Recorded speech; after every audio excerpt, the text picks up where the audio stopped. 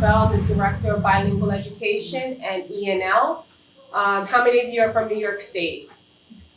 Okay, so in New York State, we use ENL, English as a New Language, but in other states, it's still ESL.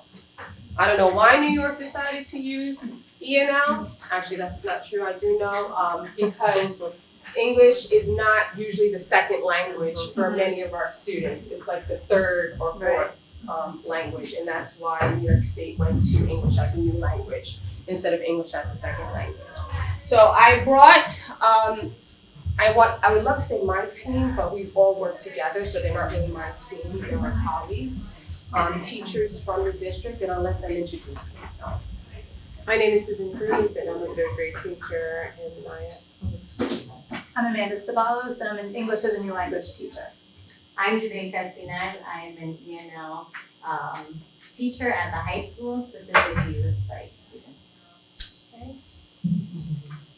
So you'll hear more about us when we start talking about Nyack Public Schools overall.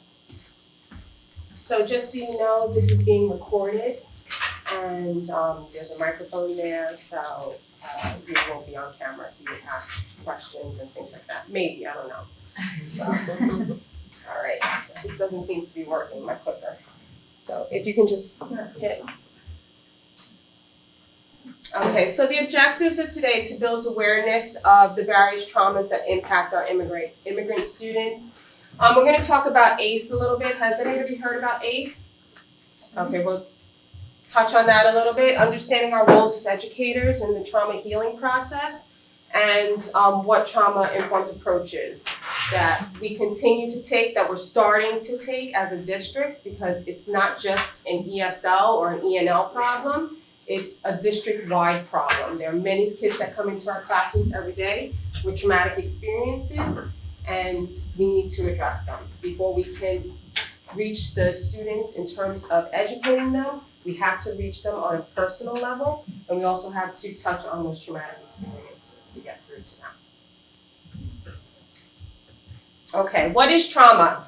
Trauma is an event that's basically traumatic, something that happened in a child's life that impacts them. It impedes their learning, okay? It's something that we need to break through, like I explained before. Okay, there are different forms of trauma. One form is the traumatic stress, which is the physical, mental, emotional impact of an event, which have serious effects on physical and mental health. That's something we deal with a lot, especially with English language learners. Chronic trauma is a recurring event over a prolonged period of time. That's students that experience some type of abuse. Complex trauma, it refers to the chronic traumatic events, and it also is resulting in the physical and emotional effects. Toxic stress, I feel sometimes I experience that at work, is the result of repeated exposure to trauma events. For example, again, child abuse. Judy's busy typing away, so she doesn't notice I'm done. Did we skip one? We skipped one. Okay. And the effects of trauma on the brain, we know that it affects children as they grow and develop. They develop mentally, and it does impact their brain and their ability to learn. Okay, an additional traumatic experience that many immigrant families experience is called historical trauma. You have to hit it, Judy. I'm sorry. And historical trauma is not something new. It's something that's generational. Something that I know I'm personally studying, because as we study more about my own culture in terms of my ancestors from slavery, this is considered historical trauma. Same thing with immigrants. Okay, the traumatic events that happen time after time after time with more families coming, grandma coming, mom coming, children coming, these are all historical traumas that they experience. Okay, between April 19th and May 31st, nearly 2,000 children were separated from their parents, and over 11,000 children are held in detention facilities. How many of you probably don't see it yet, you might see it in September. You'll start seeing a huge influx of students come into the school district in September. So I work in the district office. Right now, we have over 30 new students that started registering or came in to register for our school district. This tends to happen more in October, November. Seeing more over the summer now. First thing I need to deal with as the person in the district office is the traumatic experience of them coming out of detention facilities. And I know they came out of detention facilities even if they don't tell me that they came out of detention facility. I can tell by the way the students act, okay, their mannerisms. Some of them are unaccompanied. We have 5 new SIFE students that are starting the school district. In New York State, we provide a SIFE assessment called the MLS that we're able to give students, and we're able to detect what level they are academically. Because I am well aware of traumatic events that take place, I choose not to give them that test when they first start the district. I want them to get to know us as a school district, us as a school community, before I sit them down to start assessing them. Because that assessment alone can be traumatic, because if you have a child that's 16 at the 2nd grade level, it's going to take them a long time. And they will start to feel bad about themselves, and they'll start to have those doubts. And then we start getting that process of, okay, I'm not gonna last in school, okay? So as it starts from the top, and it starts with everyone at district office, registration, being aware of the traumatic effects of what happens to children when they first come into this country, undocumented. Just to jump in on that, how many of you work with SIFE students, if any? Do you know what SIFE students are? I'm sorry. Oh, students with interrupted formal education? Yes. I'm not sure whether your district administrator does the home language survey? Not the home language, The SIFE questionnaire. The SIFE questionnaire, sorry. Do you all, okay, so as, my director is awesome and provides me the opportunity to do that with the students. In doing that, it provides me a better lens of who this student is. And with knowing where they come from, their traumas, you build a relationship with that student. And not only that, you get to share that information with your other colleagues when they don't understand. They assume something, and that's not the right assumption. And so maybe their behavior is shown in a certain way in the classroom, but if they don't understand their story, how would they have them? So I think for me, it has opened up a world of change within my school district, the classrooms that they're in, as well as the relationship that them and I build throughout the year. If the SIFE questionnaire is available on the New York State website, if you want to look at what New York State uses in terms of the SIFE. There's 2 other pictures that, if you can hit them. Go ahead. Okay, I'm gonna show this quick video and then we're gonna have like a little discussion. These are the experiences some of the students that come into our districts, meaning all of us, experiencing their journey coming from their countries. America's immigration crisis begins in faraway places like this. Not at the Texan border, but much further south, at the very bottom of Mexico, where impoverished Central America barters back and forth across the Suchiate River. So here's the scene. On that riverbank is Mexico, on the other side Guatemala, behind me the official crossing point, but here is where all the important stuff happens. Smuggling, cocaine, marijuana, people, and most recently tens of thousands of children. 10 minutes by rickshaw on the Guatemalan side is the central bus station. All day long, passengers step off buses direct from Guatemala City, El Salvador and Honduras.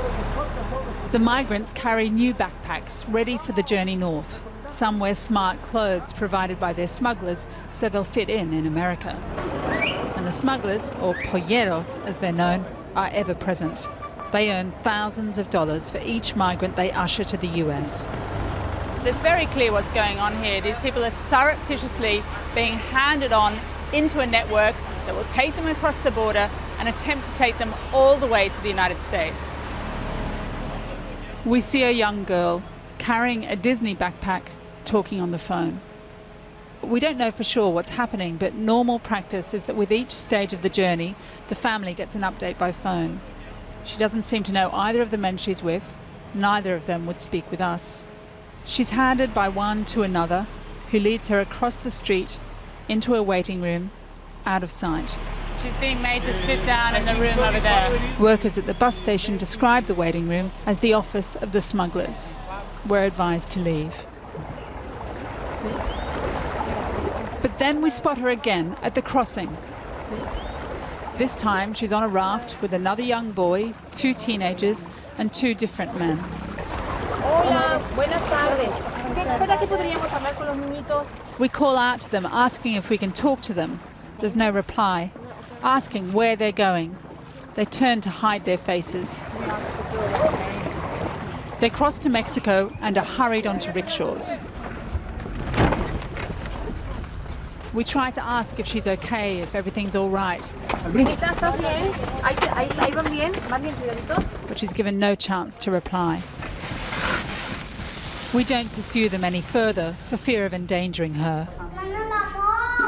Just over the Mexican border, we find others on the journey who can speak. What do you think most Hondurans believe that they will find in America? Tranquilidad, paz. Tranquility, peace, a better life, which is the main thing for our children, to keep them safe, away from the street gangs. At 19, Rosa is little more than a child herself, but she's already lived a lifetime of fear. She's fled together with her husband and their 2 children from San Pedro Sula in Honduras, the most dangerous city in the most dangerous country in the world, where gangs control the streets with ruthless brutality. They were asking for half my husband's salary. He was late with the payment, so they said they would kill us. They would rape me in front of him and then kill our children. That's what pushed us to leave, because they mean it. Rodolfo is only 15, shy and quietly spoken. The eldest of 3 boys, he's left his mother and his brothers in Honduras after gangs overtook his neighborhood. Like thousands of other teenage boys, he says he had little choice. It was either membership of a gang or violent death. If you don't join them, they can kill you or do whatever they like. They took complete control. He's traveling alone, but already 3 of his friends from high school have gone on ahead. They're now working in California and say they'll help him cross the border. I would like to work in a restaurant as a waiter. That's what I'd like the most. Whatever God has in store for me, if I make it. That's my dream, to get there. It is in God's hands whether I make it or not. God's hands and the Mexican railways. Or more specifically, a freight train known as the Beast. If Rodolfo and Rosa are to make it to the US, this is the next stage in their journey. You can't travel inside, you can only clamber on top. Rough riding, exposed to the elements and the gangs who threaten and menace along the way. A huddled mass swaying toward America.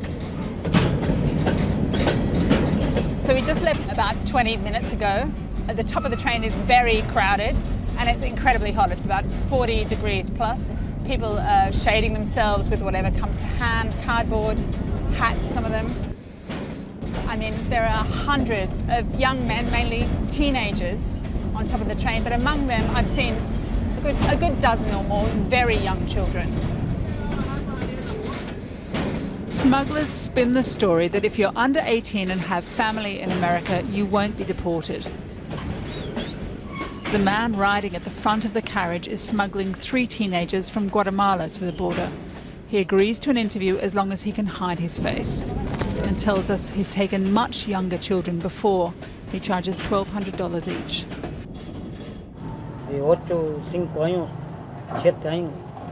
8, 5, 7 years old. But it's a big responsibility. If you don't manage to bring them over safely, you will get killed or end up in jail. The family will kill you for sure. Are all the smugglers mafia? Yes, everyone. You have to have a password, a keyword for you to recognize one another. If you don't have it, you end up dead. To what extent does it all happen with the officials cooperating? So the immigration and the police? They are all working with us. Everyone is in on it, so they cannot get out of it, and neither can we.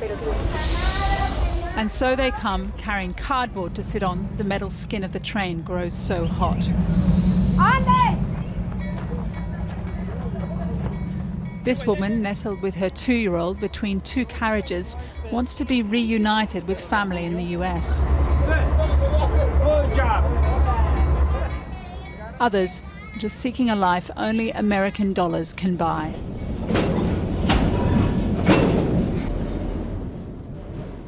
Tell me, how many times have you made this trip? I come in for 4 times. 4 times. 4 times because in my country is more poor people working too hard for nothing. Maybe for $10 a day. It's terrible life. United States working for $80 or $100 a day. They push on toward the border, regardless of the robbers, the night, the risk of failure, or even death. The promise of America pulling them northwards for a future that burns brighter than what they've left behind. Kylie Morris, Channel 4 News in Chiapas, Mexico. How many of you have students in your classroom that have been on La Bestia? How many of you know if the students have been on La Bestia? Okay. Many of students that come into this country that are immigrants, that are undocumented, come in this way. And generally they don't come in and tell you that this is the way I came into this country, this is the way I came into the border. There are some that do, but many will not. But it's important for us as educators to know exactly how they come so that we can deal with the beast that's going to happen in the classroom. For me, this always makes me think of a story that a colleague shared about a new kindergarten student that she received from Guatemala. He's 5 years old. He'd only been in school about 3 days, and it was time to go on a field trip.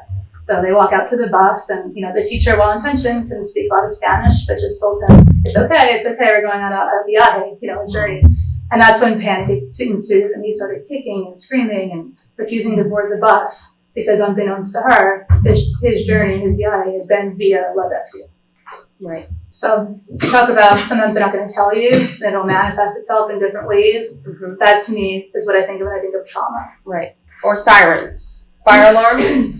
When fire alarms go off or fire drills go off, and there's a child that reacts differently because of the sirens they hear on their journey, or their sirens that they hear in detention centers. It's a different meaning they're not understanding. So these are the trauma. This is what we need to know and understand prior to any student coming into the classroom. And if you go on YouTube, there are many videos. A lot of them are in Spanish, but if you don't speak Spanish fluently, you kind of get the gist of what's going on just by watching the series. There's a 4-part series. There's also Jorge Ramos did a whole series on riding La Bestia. So you can look that up on YouTube to gain more information on the journey that many students. I'll talk about that too. Yeah, I have that too. Any elementary teachers? You know how you do the unit on community workers? Cops. They're severely afraid of them. Their officers and their officers. Yeah. So just keep that in mind. Yeah. We had a student. We had a student do that last year. The DARE officer came in, and it was a big issue. But the bigger issue was with the DARE officer who did not understand the needs of the student. So it's really, we have a hard job of helping others trying to understand the experiences that our kids go through. Yes, go ahead. Just a quick question. How do you come to that information? Because I would imagine it would be somewhat incriminating. So how do you come out? It's not incriminating once they're in our school system. This is a safe, I let them know in the beginning that this is a safe environment. Fortunately for us in NIAC, a lot of individuals that come and register have family members that are in the district, so they know that it is a safe environment for the students to come, and that's the first thing that I do. I have a meeting with them. We have a full orientation with parents. It's required by New York State to have an orientation. We kind of go above and beyond where we sit and we have family resource individuals that come into the meeting and ask them, do you have clothes? Where are you staying? How can we meet those needs first? And then we'll talk about schooling. We'll talk about education. So we do a full comprehensive outreach and orientation. So at the high school level, what I do in my classroom, if I need to know something, or not know something, but what I do is that every beginning of the period, they take out a book of their choice in their native language, because we have a resource library. And after 15 minutes, they kind of give me information as to what they read, what did they understand, what they read, and then I ask questions. And just little questions, you get a whole different story, because now they're connecting it to their personal lives, and you really learn a lot more. Yeah, I think just creating that open, honest dialogue and spaces to have that forum, you'll realize. But you also need to build a community of trust in your classroom first, because they are very vulnerable, and to share that type of information. It's the same thing with just building relationships, like with any other student. I've had stories come out of their journey, men running next to them with guns pointed. I mean, these are third graders. We expect them to sit there and just retain information when they're just thinking of their safety. We'll talk more about the conditions they're living in when they come here, and the trauma they're experiencing once they come here. It's not over, per se. For some, the trauma is just beginning. Yeah, I mean, it's, because we have students that come in on airplanes as well and just overstay their visas or whatever the case or situation is, or they just come here to study. They apply for the visa, and they are immigrant families that are here, and they are documented, but they do experience traumatic events because of socioeconomic status.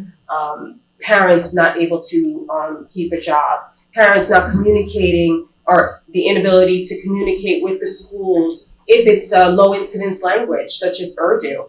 It's very difficult for us to get translators that speak Urdu, and we try our best to do so. And thank goodness for Google Translate, where you can just press it and have a conversation, a dialogue. It might be broken, but at least it's a dialogue. So we have to make sure it's not just our Latino families that it happens with. Okay, it's other families that it happens with. The story that we heard this morning, heartbreaking, of her immigrant experience. Right, and I was just talking about a student that came to me years ago, the earthquake in Haiti, and she came to this country, hadn't seen her father since birth. Well, basically, she didn't remember her father. So she had been reunited with a man who she didn't know. And meanwhile, she didn't know the status of her mother back home. She was trapped in their building with her mother. She was rescued pretty quickly and then sent here. She was separated from her mom. Unbeknownst to her mom did survive. She didn't find that out till years later. But imagine the trauma. Now being with this man who she didn't know, coming to a school, this was a first grade student at the time, didn't know the language, had these siblings she had never met before. So she had a lot of things she's dealing with. The last thing she was interested was learning the alphabet. I think that's key to recognize here too, is that it's not any one event. Trauma repeats itself and it's ongoing. It's the escape from the trauma, the journey to immigrate here, that trauma, and then the trauma that they're met with when they arrive. So it never truly ends.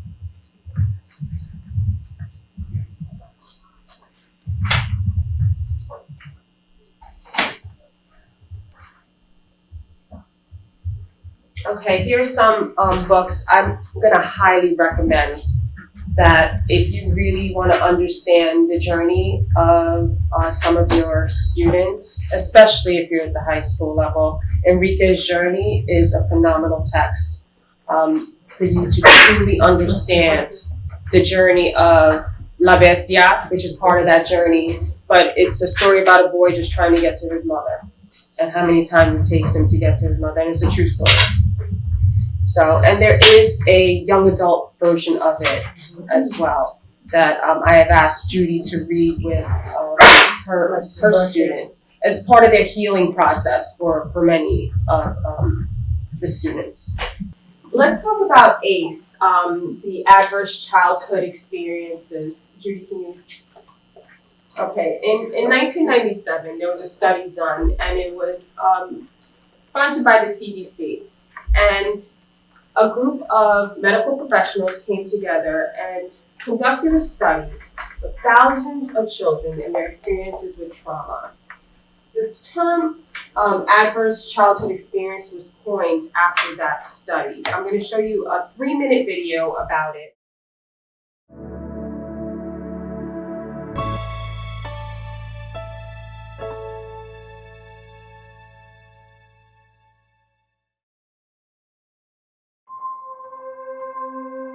Rob and Vince then began a collaboration that's ultimately become one of the foremost epidemiologic studies of the long-term health impacts of child abuse and neglect.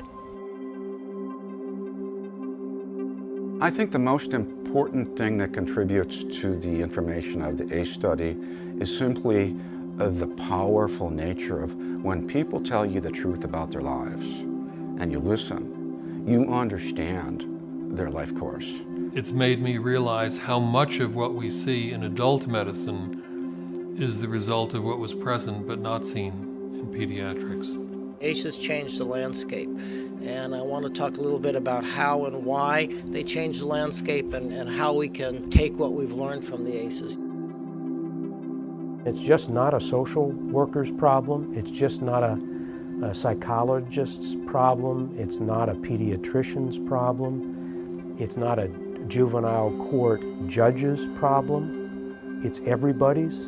It changed the landscape because of the pervasiveness of the ACEs, the huge number of public health problems, expensive public health problems, depression, substance abuse, sexually transmitted diseases, cancer, heart disease, chronic lung disease, diabetes. As the ACE score goes up, the likelihood of chronic, self-acknowledged chronic depression goes up, so that at ACE score 4 or higher, you're bumping a prevalence of 60%, 60% in women, and about 35% in men. This is the percentage of people that ever smoked cigarettes, and here's the percentage of current smokers.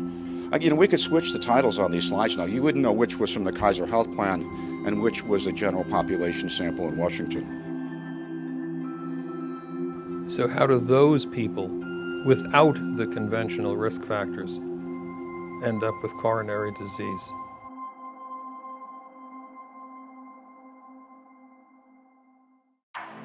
We have used this over an 8-year period with 440,000 adult patients.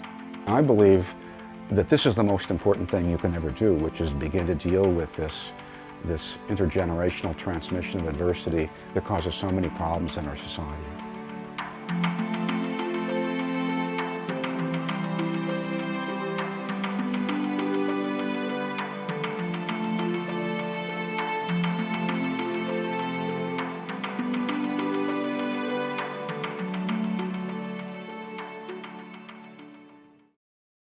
We're going to talk about your ACE score so we can learn more about ACE. So I was going to hand everyone out a questionnaire and have you complete it just for yourself, not to share what your ACE score is. But so you can have an idea of what questions were asked during this study. But there's some language in it that might be offensive to some, so I'm going to tailor the questions and ask them a little bit differently. But if you did want to see the actual questionnaire, I have them available. Okay, so just thinking about what your ACE score. Remember, if you have the lower your ACE score, the healthier you are. The higher, the more traumatic. Okay, it is. So, question number 1, and this is prior to your 18th birthday. Did a parent or other adult in your household often or very often swear at you, insult you, put you down, or humiliate you, or act in any way that made you feel afraid that you might be physically hurt? If no, then it's just no. If yes, you have 1 point.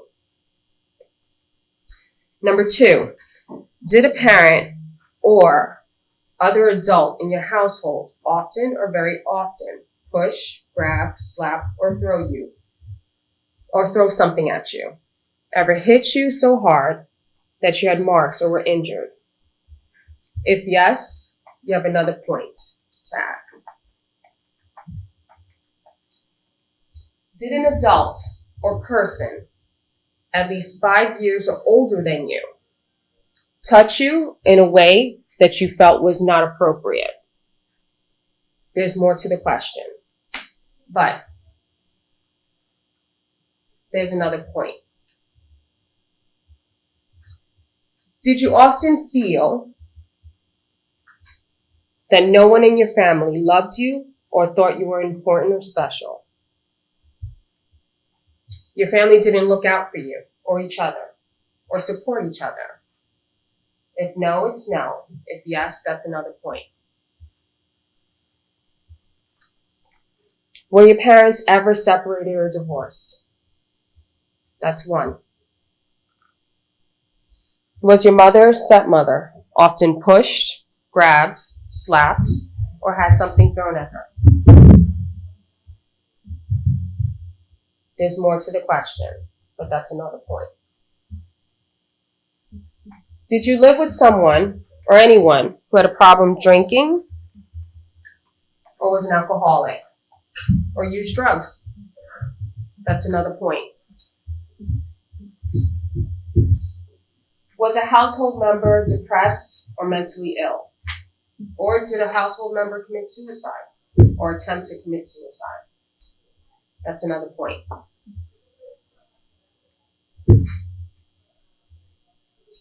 Did you often or very often feel you didn't have enough to eat?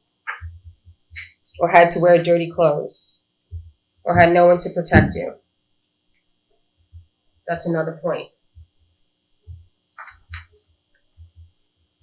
Did you have a household member go to prison? That's another point. These are only 10 questions. I can probably come up with 10 more for the kids that I sit in front of or I work with.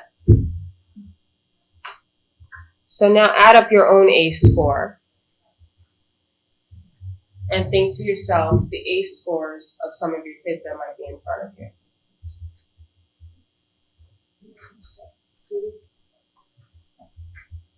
So, childhood experiences can be physical, sexual abuse, emotional, physical neglect, emotional neglect, divorce, and substance abuse. I added another column. These are what our immigrant families experience. And for 1 point for every single one is their ACE score. So, incarceration of a loved one. It doesn't mean the jail, the local jail. Incarceration is detainment as well. Okay, their own personal detainment. Okay, bullying, something that they experience when they come into the classroom sometimes, something that we as teachers have a hard time preventing because we're not with them all the time. Racism, we heard it in the video this morning. Okay, sometimes it's outward, sometimes it's not. Okay. The journey to America, La Bestia. Okay, parental separation. That's more than 1 point to me.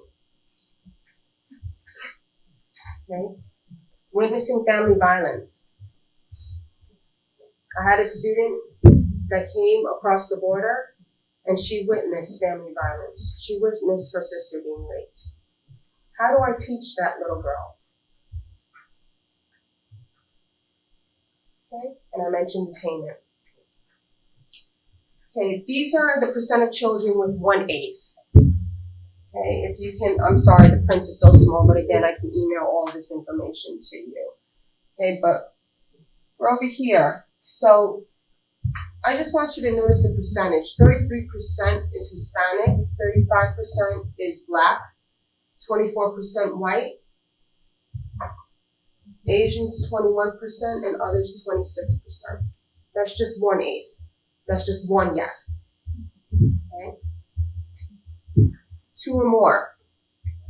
20% Hispanic, 27% Black, 15% white, 3% Asian, and 22% other. I have a question, sorry. So the numbers that you're saying, so is that saying 20% of the people that have 2 or more are Hispanic, or 20% of Hispanics have 20% that participated in the study. The score had 2 or more ACEs. So what happens? Low self-esteem, depression, substance abuse, criminal behaviors, risky health behaviors. This is all stated in that video, okay? And early death, okay? Okay, and ACEs among our immigrant families, if you guys want to take over for the NIAC. So, like I mentioned before, we had a large influx back when the earthquake in Haiti. We had a lot of students come in with that experience. There are gangs, you know, I'm not sure in Connecticut what the percentage of gangs are, but in Nyack and the surrounding Rockland areas, there are definitely gangs that, you know, when the student comes in and they've been separated from their main core family, they find a family in that gang. So how do we try to steer them away from that? What can we provide as educators, as a school, community? What kind of family system can we provide, or safety that a gang could otherwise do for them? They have to, when they come, a lot of times, like Audrey mentioned earlier, we do have a lot of students that already have other family members there, whether they're aunts, uncles, cousins, maybe neighbors. They end up coming in, and there could be, and I'm not kidding, even up to like 10 or more people living in a 1-bedroom type household. And we're not talking about they're paying $200. I mean, the rent there could be substantial, and it's an illegal kind of multi-family house. So now, I'm sorry, how many of you been to Nyack? Do you know Nyack, one of the river towns? Across the Tappan Zee Bridge? Okay, so if you look at, if you're looking from maybe Tarrytown, or you look across, you see multi-million-dollar beautiful homes. That's Nyack. Okay, that's Nyack. You drive through Nyack, and I remember driving through Nyack as a kid, like, oh my goodness, this place is beautiful.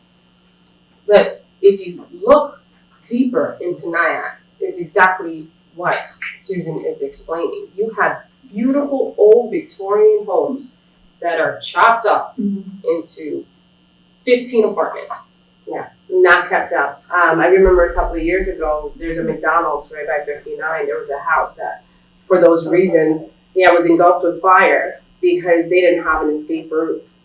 There was, I think, an older lady that was had the owner sleeping. And she passed away. There was no way for her to get out because of the way these houses are split up. In order to get more income for those landlords, they put them in a very unsafe. So that's just like the structure of the building they're in. But then once you have these little girls sleeping with older men, you know, other things come up. So just like we were mentioning, getting to know your student. What environment are they living in now? Let alone where they came from. That might take a little more time to figure out. You know, you have to dig deeper, build those relationships. But once they're here, just having those conversations, what kind of environment are they living in? What are they experiencing on a day-to-day basis? Are they getting breakfast every morning? I mean, the student in front of you that comes in hasn't eaten not only breakfast, maybe not dinner the night before. How are they supposed to, you know? And it goes back to like the high school, because we had a student who did live with his uncle and his uncle's wife and another child. And after talking with him and noticing that he was always coming hungry, we further investigated, and he told me that they would lock all the cabinets and the refrigerator, and he couldn't eat. So, and he would sleep on the floor. And so we had to call CPS and tape. So not, even if they live with family, it doesn't necessarily mean that they're being taken care of as their own. Can I just make a quick comment? Sure. So for those, I know this is not all about Shelton, but for those of you in the room who are working in Shelton, I just found out recently that a little over 30% of the housing in Shelton is considered to be limited income. It's an acronym, ALICE, but that describes limited access to necessary income. Basically, it means working poor, and we have 30% of our housing that fits into that category. And just the other day, and it's just a factoid, I was working with United Way. They're talking about opening up a food pantry, a full-on food pantry here in town, and they had a trial, and over 100 people showed up, which made them say, "Oh, there's a need." Absolutely. I want to piggyback on that. I've been studying ACEs, and I feel very strongly, yes, it's so important to pay attention to the kids' needs, but we cannot forget the parents' needs. And so that same relationship with the kids, we need to be calling those parents in and saying, how can we help you? Right. What resources do you need? Because a lot of times they're just anxious, they don't know what to do, and oh, by the way, they have their own ACEs, because most likely what they went through. And just using that language alone. So if you want to change the culture, you have to start changing the language. And during meetings, during RTIs, during CST, whatever they're called here, you start changing the language and you start framing it differently. Then your colleagues start using that language and say, listen, I evaluated their ACE score, okay, and these are the trauma experiences. They have an ACE score of 4 or more. You start using that language during RTIs or CST, then your colleagues start saying, wait, I need to start paying attention to that as well. Not just the clinicians in the building. Teachers need to start talking about that as well. Yeah, and NIAF, we have family resource person in each building, and they are in charge of forming those connections, and they are the bridge between teacher, principal. A lot of times they form a bridge with language barriers. Yeah, well. it's supposed to be Just the provide all language. information. Give them all the resources for legal help, for food pantries, for social services, and it's a free service that's provided to the parent. So we're gonna go over, Amanda's gonna go over some approaches. I think we have to go back one. And then we're gonna talk a little bit specifically about what we're doing as a NIAC school community district. Why? So just quickly creating a safe space that considers that physical and emotional safety. Some other things you can do, starting the day with a check-in. This is a little system. You've probably seen a lot of those great videos that are out there on the internet about creating a morning routine, different ways to greet your student at the door. They can kind of choose what they're comfortable with. If they want to fist bump you or give you a hug. Holding morning meetings. That's a valuable time when some of that candid dialogue will come out when a child's guard is down. A class culture of encouragement. If you know the bucket filler series, the text. Yeah, it sees a lot of smiles, right? Encouraging kids to lift each other up, right, and fill one another's bucket. So it's not just you, promoting that student, it's the whole class environment. Giving them the words to encourage each other and build a growth mindset, and that leads to resilience. That next one is really important. The predictable routine. So posting a schedule and making it visual, making it multilingual, so students know to anticipate what's coming next. There's no secrets. And then if something does have to change, as it, because trauma victims, they need that consistency with routine. Their lives have been unpredictable. But to make sure that you notify students ahead of time, anytime you're going to deviate from that plan, and give them a plan of action to deal with that change. Building a sense of trust. And then just different community building activities, any kind of icebreaker games, some of the activities that we spoke about this morning that allows you to really know the different cultures of your students. For the high school, the guidance counselors inform me of when a new student's coming in, and our NIAC Unified group of students welcome them at the entrance, whether it's at the entrance of the door or by the counselor's office. They kind of their buddy system. And NIAC Unified came about thanks to Excel. We invited a group of students here last year from the high school, and you want to talk about empowerment. That's the best way to get over trauma. To empower students in your classrooms, in your building. And these students went back and they were truly inspired and empowered. So they kind of just said, you know what, we're gonna make sure we embrace every single immigrant child that comes in here, every single child that does not speak English. And what they do is they take the first day and they spend that day with them. Okay, because that's important. That's important. And then they meet once a week, every Wednesday, and they talk about everything that they're going to do together. It's really about team building. It's about empowerment. So. Just anytime that students can participate in small groups, remember that focus isn't all on one learner. You're not giving them all your attention in front of the room, so they are able to let their guard down and participate. Lots of structured and unstructured talk.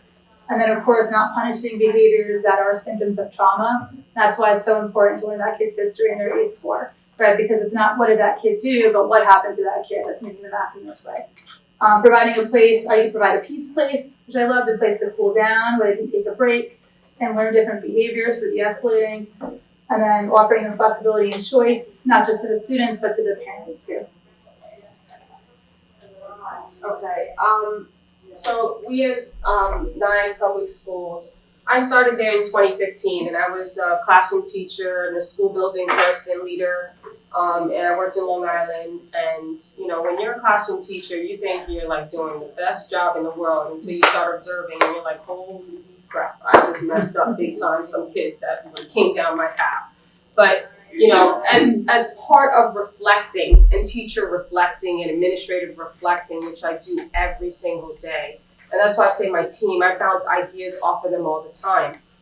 I have to say, Judy wasn't there and Susan wasn't there, but Amanda, when I started in 2015, I saw some things that I had never seen when I was a teacher or an administrator. Maybe I did see it and really wasn't aware of it. And I used to talk to Amanda and talk to other colleagues, and I spoke to my superintendent. I said, what's going on here? Part of my job was I was required by law to create bilingual classrooms. Because in New York State, if we have 20 students that speak the same language across a grade level, we have to create a bilingual classroom. So I created 2 bilingual classrooms at the time. There were more than 20 students that spoke the language, but it was about building that relationship with parents, where parents said, no, my child needs to learn English. They can't be bilingual. This is the way they're going to survive in this country. It's changed. That's changed a lot. But that's what I was dealing with. When I started in September, what I dealt with were just outright racism. And nobody wanted to call it by its name. Nobody wanted to say, hey, we have some implicit biases going on here that is shaming some of these kids, and what is the trauma that we are doing for the students in the classroom? What is our impact, our words, and what are we doing? So,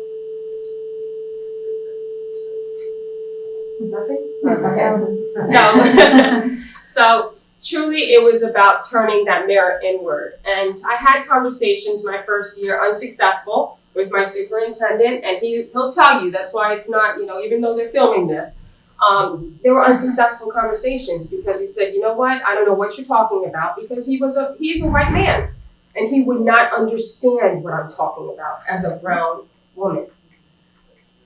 It was in 2016, October of 2016, we went to Undoing Racism session together. And it was 15 of us that went together, administrators, teachers, school board members that went, and it was life-changing. It wasn't life-changing for me because everything they said I felt every day, okay? And Black and brown students felt every day, but it was life-changing for the man up top, which is a superintendent. And he said, we have to do something different.